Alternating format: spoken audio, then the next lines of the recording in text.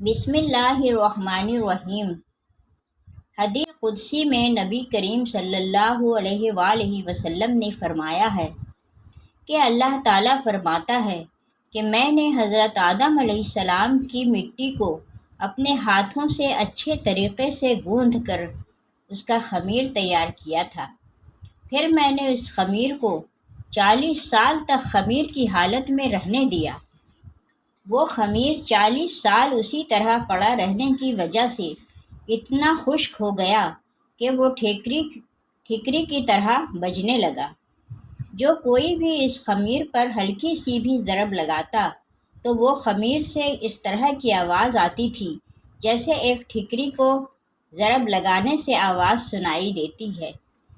اللہ تعالیٰ نے فرمایا ہے کہ میں نے 40 سالوں میں سے 39 سال اس خمیر پر غم کی اور 1 سال راحت اور سکون کی بارش برسائی تھی۔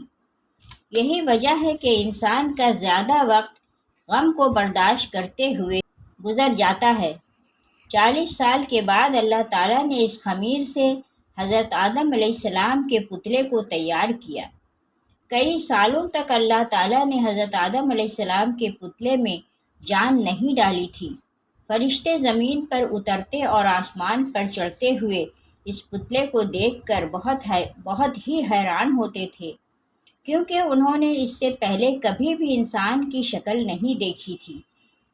ایک دن حضرت آدم علیہ السلام کے پتلے کے پاس سے ابلیس اپنے ساتھیوں کے ساتھ گزر رہا تھا۔ ابلیس نے حضرت آدم علیہ السلام کے پتلے پر ہلکی سی ضرب لگائی تو وہ کھوکھلا تھا۔ اس پتلے سے مٹی کے کھڑکنے کی آواز آئی۔ ابلیس اس پتلے میں داخل ہوا اور پیچھے سے باہر آ گیا۔ ابلیس نے اپنے ساتھیوں کو کہا کہ یہ پتلا کھوکھلا بنا ہے، یہ اپنی بات پر ثابت قدم نہیں رہ سکے گا۔ ابلیس نے اپنے دوستوں سے کہا کہ اگر اس کو ہم سے افضل بنایا گیا تو تم سب کیا کرو گے؟ انہوں نے جواب دیا کہ ہم تو بس وہی کریں گے جو ہمارے رب کا حکم ہوگا۔ اس پر ابلیس نے اپنے دل ہی دل میں سوچا کہ اگر اس کو مجھ سے افضل بنایا گیا تو میں اس کو ماننے سے انکار کر دوں گا۔ پھر اللہ تعالیٰ نے روح کو حکم دیا کہ اس قالب میں داخل ہو جا اور تمام حصوں میں پھیل جا۔ جب روح قالب کے پاس پہنچی تو جسم کو تنگ و تاریک پایا، اندر جانے سے رک گئی۔ بعض روایات میں آتا ہے کہ تب نور مصطفیٰ صلی اللہ علیہ وسلم سے وہ قالب جگمگا دیا گیا، یعنی وہ نور آدم علیہ السلام کی پیشانی میں امانت رکھا گیا۔ اب روح آہستہ آہستہ داخل ہونے لگی۔ ابھی سر میں تھی کہ آپ کو چھینک آئی اور زبان میں پہنچی تو آپ نے الحمدللہ پڑھا اور اللہ تعالیٰ نے اس کے جواب میں یرحمک اللہ کہا، اور اللہ تعالیٰ نے فرمایا کہ اے ابو محمد، یہ اور ابو البشر آپ علیہ السلام کی کنیت ہے۔ میں نے تمہیں اپنی حمد کے لیے ہی پیدا کیا ہے۔ جب روح کمر تک پہنچی تو آپ نے اٹھنا چاہا لیکن آپ گر پڑے کیونکہ روح ابھی نیچے والے حصے میں نہیں پہنچی تھی۔ اللہ تعالیٰ نے فرمایا انسان جلد باز پیدا کیا گیا۔ پھر روح تمام جسم میں پھیل گئی تو آپ کو حکم ہوا کہ فرشتوں کو سلام کرو۔ آپ نے کہا السلام علیکم، فرشتوں نے جواب دیا وعلیکم السلام۔ اللہ تعالیٰ نے فرمایا یہی آپ کے لیے اور آپ کی اولاد کے لیے سلام کا طریقہ ہوگا۔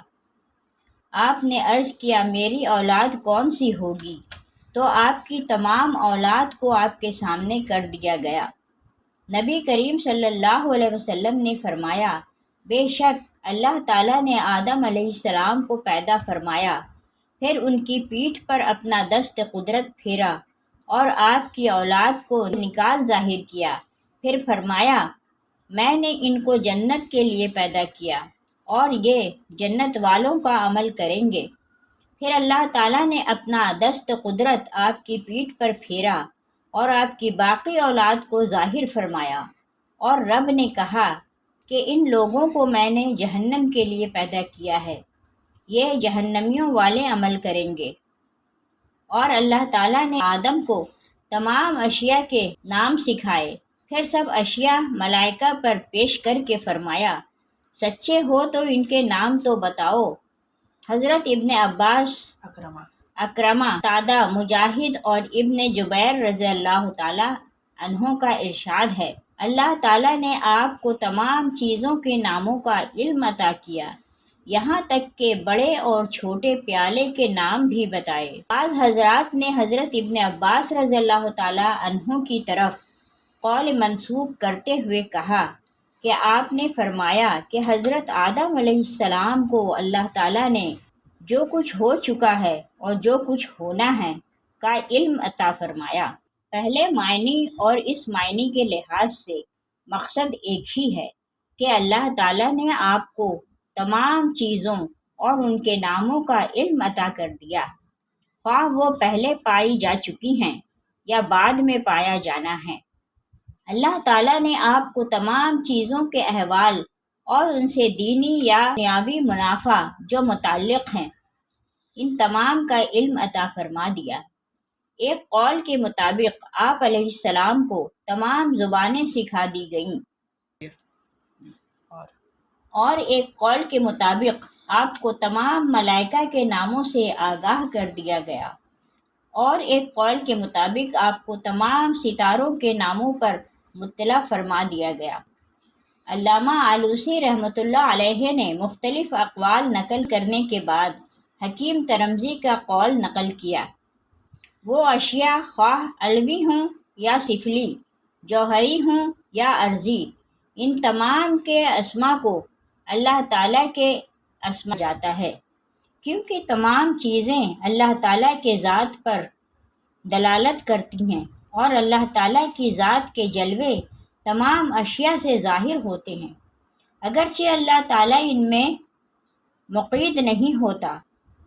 تفسیر روح البیان میں لکھا ہے کہ خدا باری تعالیٰ نے روح سے مخاطب ہو کر فرمایا کہ جس طرح تم زبردستی سے جسم میں داخل ہو رہی ہو، تجھے جسم سے نکلتے ہوئے بہت ہی دشواری کا سامنا کرنا پڑے گا۔ یہی وجہ ہے کہ جب روح جسم سے پرواز ہوتی ہے تو انسان کو اس وقت بہت ہی دشواری ہوتی ہے۔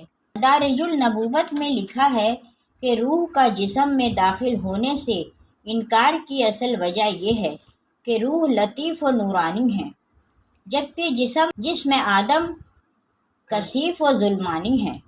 جب اللہ تعالیٰ نے شمع جمال محمد صلی اللہ علیہ وسلم کو جب حضرت آدم علیہ السلام کی پیشانی میں داخل کیا گیا تو روح بلا تردد دوسرے مبارک اور نورانی آدم علیہ السلام کے جسم میں داخل کی گئی۔ جب روح جسم میں داخل ہوئی تو تب سے روح نے جسم میں اپنا سفر شروع کیا۔ سب سے پہلے روح حضرت آدم علیہ السلام کے سر، کانوں اور زبان میں داخل ہوئی، پھر آہستہ آہستہ پورے جسم میں پھیلتی گئی، سب سے آخر میں حضرت آدم علیہ السلام کے قدموں تک جا پہنچی۔ اس کے آگے اور مزید کوئی رہ نہ تھا، اس لیے روح واپس ناک تک آئی۔ جب روح ناک کے نتنوں تک آئی تو حضرت آدم علیہ السلام کو ایک زوردار چھینک آئی۔ انسان کے جسم سے سب سے پہلے چھینک کی ہی آواز آئی، جو انسانی جسم میں روح داخل ہونے سے سب سے پہلی آواز تھی، وہ چھینک کی تھی۔ اللہ تعالیٰ نے حضرت آدم علیہ السلام سے فرمایا، الحمدللہ رب العالمین کہو۔ اللہ تعالیٰ کے حکم سے حضرت آدم علیہ السلام نے یہ الفاظ بولے۔ یہی الفاظ سب سے پہلے حضرت آدم علیہ السلام نے بولے تھے۔ حضرت آدم علیہ السلام کے یہ الفاظ سن کر اللہ تعالیٰ نے فرمایا کہ اللہ تعالیٰ تم پر رحم کرے۔ یرحمک اللہ لکھنے والے لکھتے ہیں کہ جب روح کو حضرت آدم علیہ السلام کے جسم میں داخل کیا گیا تو حضرت آدم علیہ السلام کا دل ایک جگہ سے چل کر دوسری جگہ جانے کو کیا تو وہ چل نہ سکتے تھے۔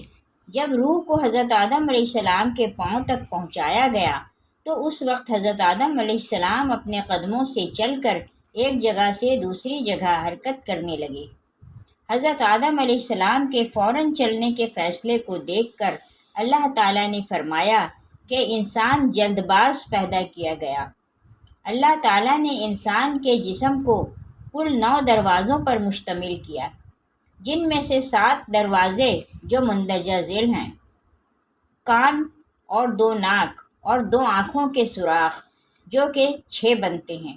انسان کے جسم کا 7واں دروازہ انسان کا منہ ہے۔